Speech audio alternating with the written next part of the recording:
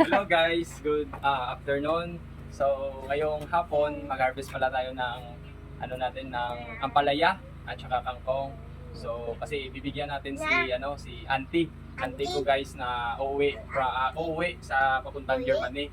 So bibigyan siya natin ng ampalaya, kangkong, saluyot at saka talbos ng kamote. So tara guys, samahan niyo.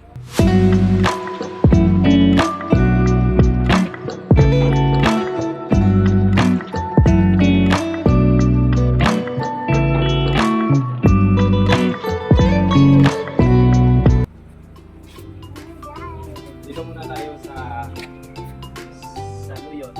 Dalong. Pinakadalong tanay.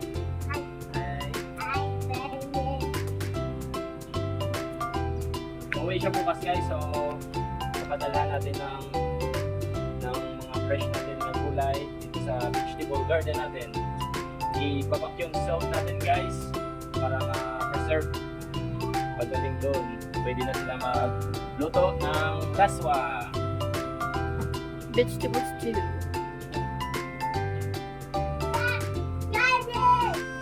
So, punta naman tayo sa palay guys.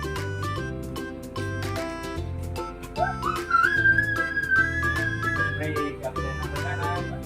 Kasi napakaganda ng mga mahal. Wow.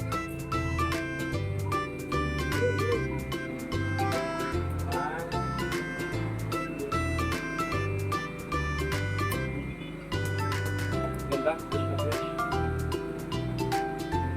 Then, apat. So, may isa rin pa na.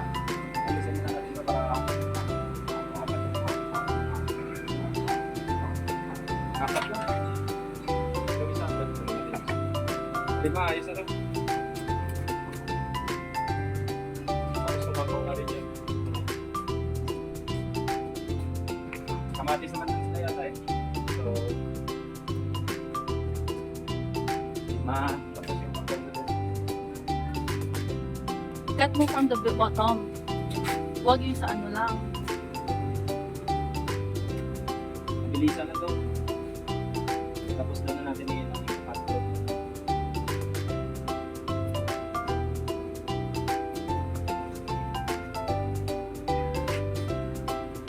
Marami-rami na talaga. Hindi na harvestan. Ganito na yung itsura ng kangkong natin.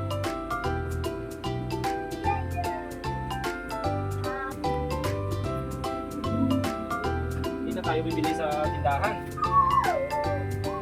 Harvest na lang tayo dito. So, laki talaga masaya natin.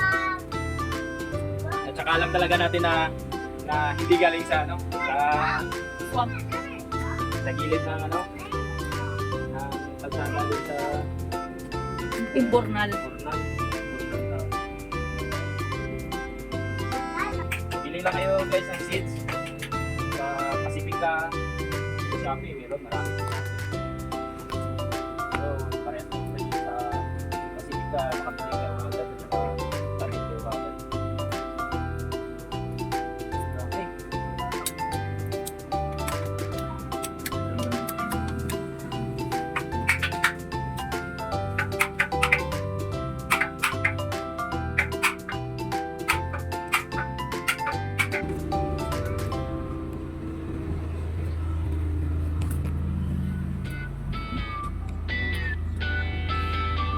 So, ito na naman yung tapos ng kamote. Dito lang sa sako ito na yun.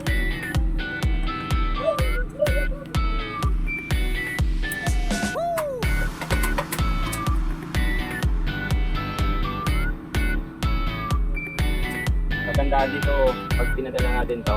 So kunin lang ganito, tutuin at saka yung pinaka-slim niya, tanim doon yung kain ko. So, meron siyang tanim doon.